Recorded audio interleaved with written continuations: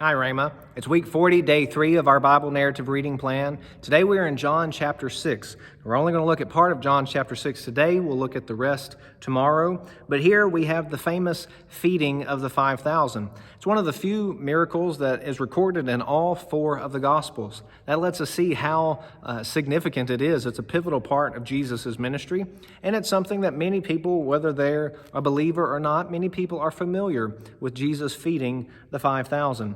But here, John helps us see even more the significance, perhaps.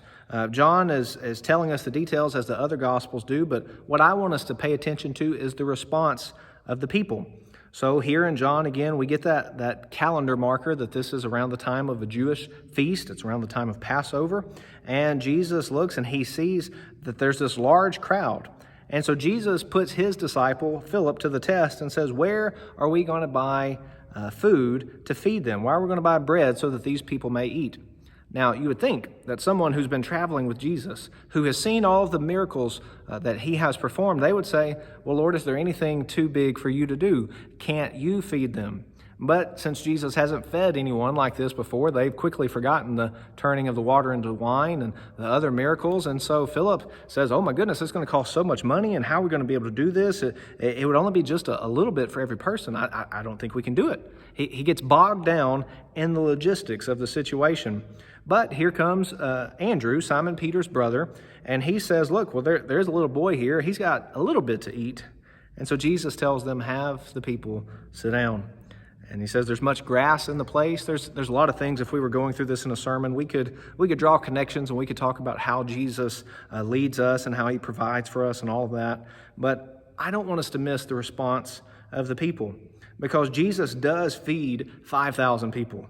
And there are leftovers in the basket. And this isn't the only time that he feeds a large number of people. There's actually another time, at least, also recorded in the scriptures, and that may have happened more than that, and we're not even told. But when the people see that he's fed them, and they see the number of leftovers, all these baskets full of leftovers, they say, this is indeed the prophet who has come into the world.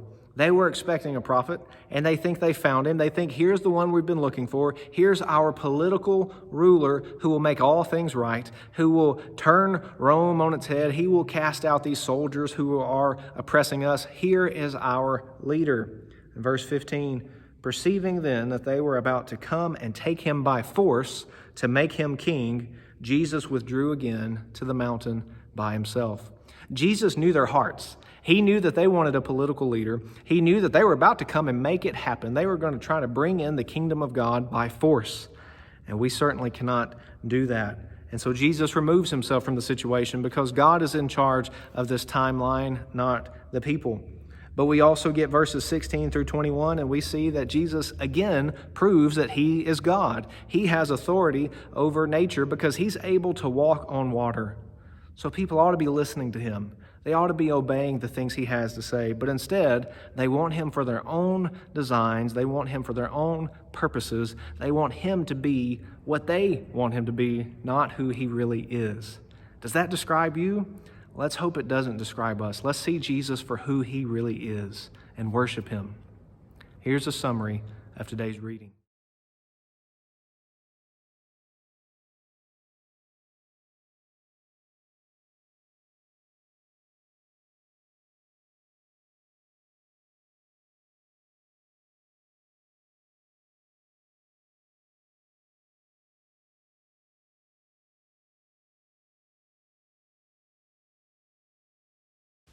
For more information, go to tunemyheart.org.